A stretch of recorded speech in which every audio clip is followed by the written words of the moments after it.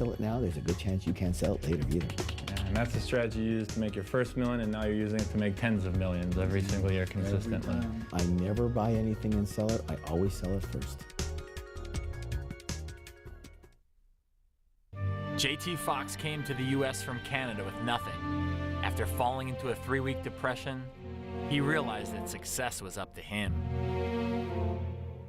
3 weeks in bed, didn't get out of bed once, and one day I woke up at 3:30 in the morning. What do you think is on TV at 3:30 in the morning after I'd done a depression? I've got a question for you. Who here wants to make more money in their life? Raise your hands if that's you. You know, people are like, I made, millions of dollars in 20 minutes, and I said, I'm gonna go to that. So I went to a free event, and I remember saying, well, who cares what you did? What can you do for me? But I still signed up for the $3,000. At that point, I was completely broke, put it onto my credit card, took a 3-day seminar event, and to be honest, I learned it more in 3 days than I did in 3 years of college. But the issue and the problem was, after you go to a 3-day, where do you go next? What do you do? What roadmap do you take? And I didn't know where to go. And so I tried a lot of things and it didn't work. I always say that a lot of people teach the how, but it's really the why. I mean, you could follow a script all day long, but if you don't have that roadmap or someone's gonna be there to hold your hand, what are you to do? Because it's so easy to quit. I mean, quitting is one of the easiest things to do. Sticking with something, going through the good days and the bad days, that's a lot harder. And after years of struggle, JT finally found a way to connect with his customers. Those people, Louis, they don't want to move. They want to stay in their home. But I end up buying their home. It's the idea is you have to understand, here's a tip. When you deal with people, number one, always spend 90% of the time talking about anything and everything other than what you're dealing with. Always focus on them first. I've bought and sold over 500 properties in the last 4 years. Bought and sold over 500 properties with no money, no credit, no experience, starting at the age of 23. And you're how old now? 28, just turned. Just turned 28. There's a little gray hair right here to prove it though. Right. Success is not a matter of chance, it is a matter of choice. And if you choose to be successful, you will be successful, but you're gonna have to do it without listening to everybody else.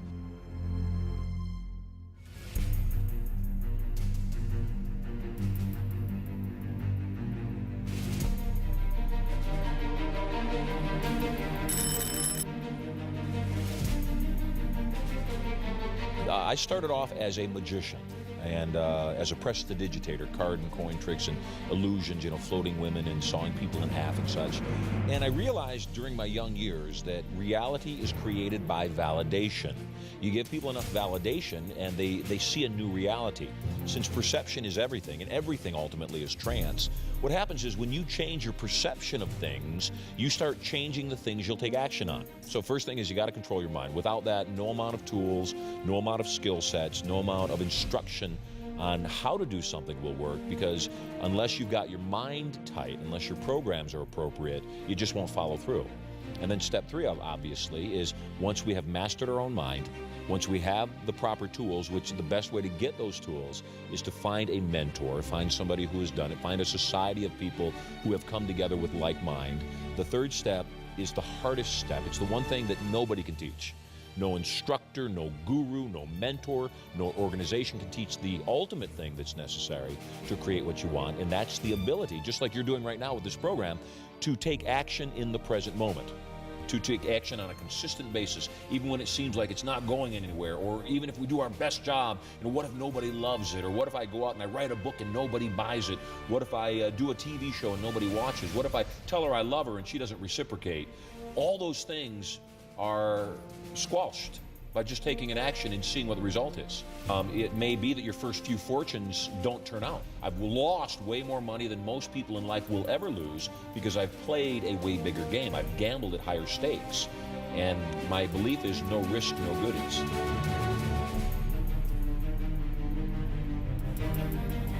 Were you born into all this?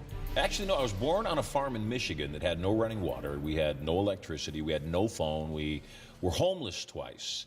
And my second home was a converted chicken coop. So no, this wasn't, it didn't affect me much. This wasn't, though, how we started. how we started was just realizing that you need to get by, and then going from there. This is a blessing. You know, this is more than I ever dreamed I'd have. Michael Simmons and Sheena Lindahl are co-founders of the Extreme Entrepreneurship Tour. They visit dozens of colleges each semester, spreading the word about what it takes to start a successful business. And so what we're really focused on is getting people to actually start a business or think entrepreneurially and actually just take the action. You know, when you're getting started, there's a quote that says that half the journey is starting. And I think that's really true, because when you're starting, that's when you're gonna have the least number of contacts, the least amount of knowledge. Things are gonna be the most cloudy, and you're gonna have the least amount of resources. So, you know, things are really hard. And, you know, oftentimes we hear, I don't have enough money, I don't have enough time. I would say probably one of the core things is stepping outside your comfort zone. So you've got this area where you're okay with the stuff that's going on. You understand how to do it. Life is okay, you know, nothing to complain about. But stepping out of there where it feels not okay. How do I know I graduate college, do I get a job after school? Do I, you know, maybe follow that wacky dream that I thought of with my buddies in my basement? What do I do? Where do I go from here? Because, as you know, society tells us one thing, and I got my dreams, my passion, my family, my friends. Where do I go from there? Well, I believe, and I teach it in my new book called Between the Dream and the Job. Your job is here for most people, but their dream is over here. So I believe that in between your job and your dream, you've got to find a bridge to get you from where you are to where you really want to be. In order to get from your job to your dream, you got to find a dream job. And that dream job for me was at the University of South Florida, where I took a 2-year position doing for another company the same thing I ultimately wanted to do in my dream. See, that's what makes the dream job unique, okay? I found a company that would allow me to work for them and better their organization while practicing everything that I needed to do so that ultimately I could go work for myself. So that company paid me $40,000 a year. And then on nights and weekends, when I wasn't at the University of South Florida, I was working on my speaking dream. And after 2 years of doing that, so yeah, that took a lot of work. But after 2 years of doing that, I was able to build my dream and make my transition, and I stepped out on my speaking career full time. So what I would say is, it kind of depends on where a person is. There's 3 kinds of jobs: dead-end jobs, stepping stone jobs, and dream jobs. I just described what the dream job is. That's the bridge that transitions you from job living to dream living. A stepping stone job is what most people had. I got my first job when I was 14 years old. I was a package executive at Winn-Dixie Stores. People hear that all the time in my keynotes, you know. And I believe that every job should build on the one that came before it and take you in a direction of your ultimate dream. There's nothing wrong with jobs. I don't have a problem with jobs. Jobs are great boot camps and they're great training ground to get you to your dream. But what I don't believe people should do is settle for just a job. Because of course we know, we've been hearing it for years, Robert Kiyosaki says that a job stands for just over broke. See, the problem in most jobs, people are doing just enough so they don't get fired, and the boss is paying them just enough so they don't quit. It's not a good environment. The entrepreneurial environment, that's the spiritual environment. That's where the best in ourselves is going to come out.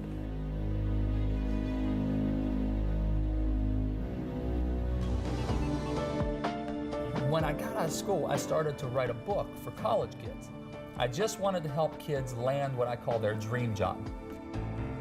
But I thought if I just write the book, that it will fly off the shelves.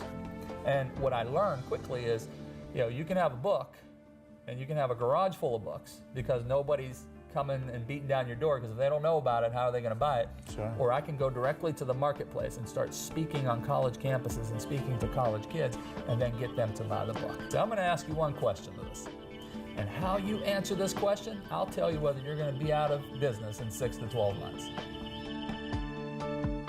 Tell me how you're going to get prospects to walk through that door and give you money. Because if you haven't figured that out first before you start your own business, you're going to face frustration, you're going to face anxiety, you're going to waste a whole lot of capital. You know, I like Sun Tzu, The Art of War. Great quote, every battle is won before it is fought.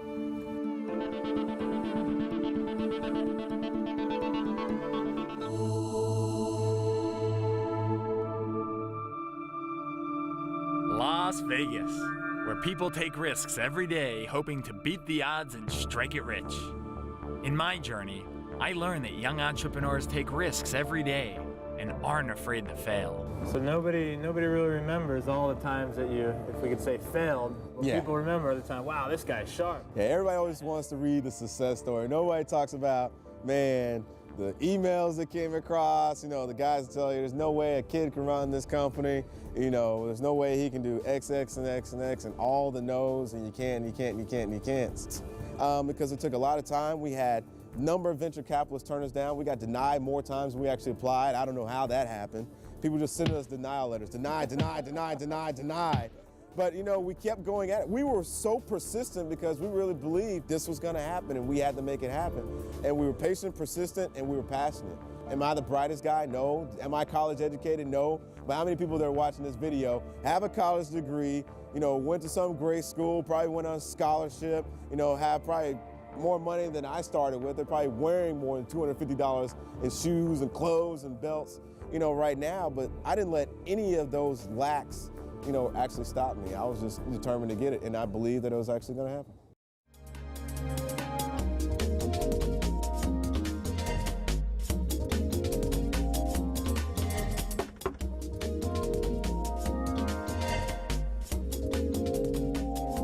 Only thing about mistakes, don't make the same mistakes twice. That's stupid. Mistakes are learning experiences. Okay, if you start making the same mistakes over and over again, you're dumb. But you do want to make them once. You want to learn from it and exploit it and grow on that. Mike Michalowicz is the founder of 3 multi-million-dollar companies that he started at a very young age. He's also the author of the best-selling book, The Toilet Paper Entrepreneur. I've made horrendous mistakes, big things. I've risked my house and almost lost it.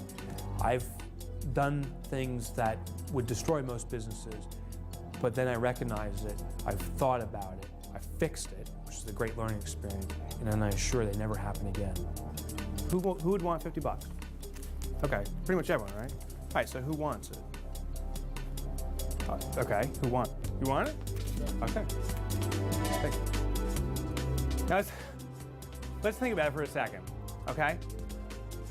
A second ago, everyone said you want 50 bucks. You saw it in my hand in front of you. Everyone wanted it, but no one got their fucking ass out of the chair and took it, right? Everyone said you want to be a millionaire, but what are you doing to get it?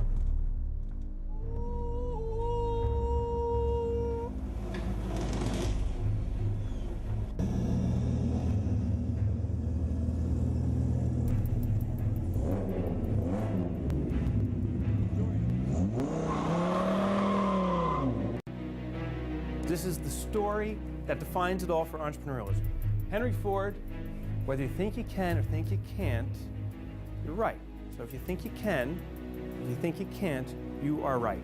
And I swear to God to you, if that's the only thing you remember in your entire life, it's true and it works. And that's entrepreneurial success, actually that's life success. People say no as if it's a habit. Some people just have to say no, but you have to realize, and that's part of me, I would never want to be you know, in the entertainment business because you hear no so much. You're too fat, you're too tall, you're too short, you're too this, you're too that, you're too much of a lot of things. And I've always said I wanted to control and own my own destiny. So that's why I chose entrepreneurship as my path, because yes, you hear no, but a lot of times you will hear that yes. And it's that yes and that door that opens up many other doors. But a lot of people get discouraged and don't realize that everything we want is on the other side of fear. So we end up fearing rejection and not embracing the possibility of that next door, that if you just knock on it, it may open up. Listen, if your ideas just work 51% of the time, you're way ahead of the game. If I had all the money that I've spent on ideas that never saw the light of day, I would fill this room full of money, believe me. I've spent a lot of money on ideas that didn't work, but I had fun trying to make them work. And when I found out it just wasn't going to work, I got on with a new idea. I'll just settle for being average, for being mediocre. That's when you've got to bust through it. And that's when you've got to stick to it, you've got to take action, especially if you're a young entrepreneur. You have your whole life in front of you. Take the shot now, before maybe you're married with kids and you've got a mortgage and go for it. You know, I say you get a 50-50 chance of getting whatever you want in life if you go for it. There's no failure, only feedback. So if you're doing something and the feedback you're getting is that it's not working, that's not failure. Who labeled that failure? You just got feedback that what you're doing isn't working. You've successfully found a way that doesn't work, and now you're empowered to make a new choice. The losses that you will have, they're learning experiences. And so you have comeback power. A friend of mine, Willie Jolly, he said a setback is a setup for a comeback. You have comeback power. You can get knocked down, you can lay on the canvas and feel sorry for yourself and tell everybody who comes by, or you can say, what did I learn here? And how can I use this? How can I leverage this knowledge, this experience, and use this as a platform to catapult myself to the next level?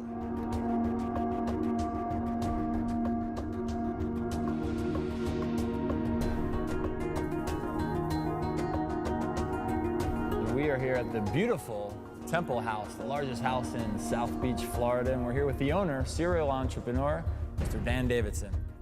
If you look back in history and you say, you know, it was only a little over 100 years ago that people said, well, humans will never fly. Well, when the Wright brothers disproved that theory, now you've got people that pick up the phone and say, I need to be in London tomorrow. They jump on a plane and they're in London. People used to say when they would watch Star Trek TV show as an example, they'd say, well, gosh, those little things that you have in your pocket and you can talk to other people, those telephones, that'll never happen. Sure enough, a few years later, everybody's got cell phones.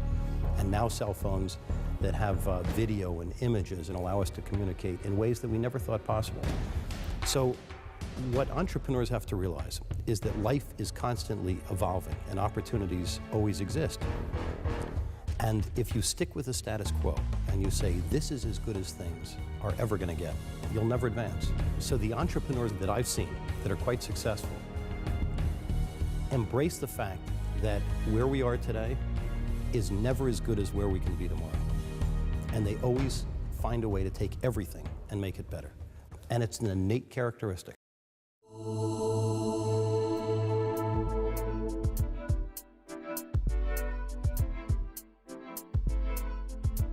Look around at your 5 closest friends. Chances are they're a lot like you. But in business, who you surround yourself with can either make or break you.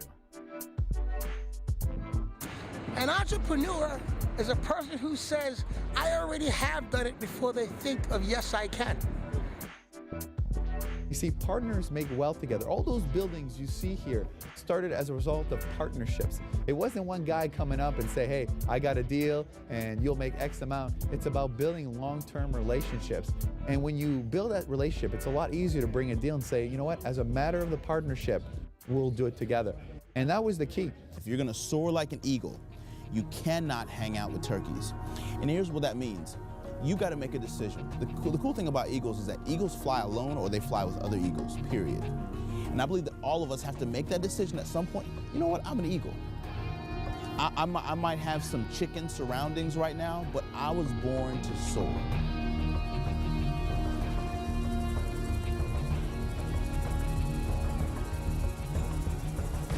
No matter where my journey took me, I kept hearing about how important it is to make connections. Whether it's partners or mentors, they should all play a key role in your game plan. You can't pick your family, I know, but you can pick your friends. Pick wisely. Start hanging out with people that you aspire to be. If there's something that you say, man, that guy, that woman, she's got it. I want that. Connect with that person, pursue that person for that reason. You can have the talent, you can be the best technical guy out there, but you always got to have those guys behind you that have been there, done that. They're willing to sign on and say, yeah, I'll work with these guys, because that makes an investor feel comfortable that you got the best of the new school and old school. So if you can bring that credibility, it's just like setting up a board of advisors. You want to be able to bring that credibility for investors, stockholders, and shareholders. You want to be able to bring credibility to your venture. You want to have mentors that say, you know what, if you guys sign on and give these guys the money, we still got some babysitters per se to make sure everything goes right. Well, guys with experience be able to make it happen. I mean, my mentor pretty much opened up his Rolodex, called on his credibility. You know, one guy leads to another guy who leads to another guy. You know, birds of a feather flock together. So once you get one investor, they know some more. We grew the company like crazy. You know, we grew it to dozens and dozens of stores and franchises. And somewhere shortly after that, I called that attorney and said, look, man, this thing is really taking off. I need some help. So I said, you know, would you come on and be my partner? And I thought he was gonna laugh at me. I mean, he's this Georgetown educated attorney working for the biggest law firms in the country. And he actually said, yeah, let me think about it. And that was another kind of life lesson for me, was like, never ever be afraid to ask. Every one of us is born the same, naked, helpless, and ignorant. Everybody, 100% of us. Oprah starts below scratch. I started below scratch.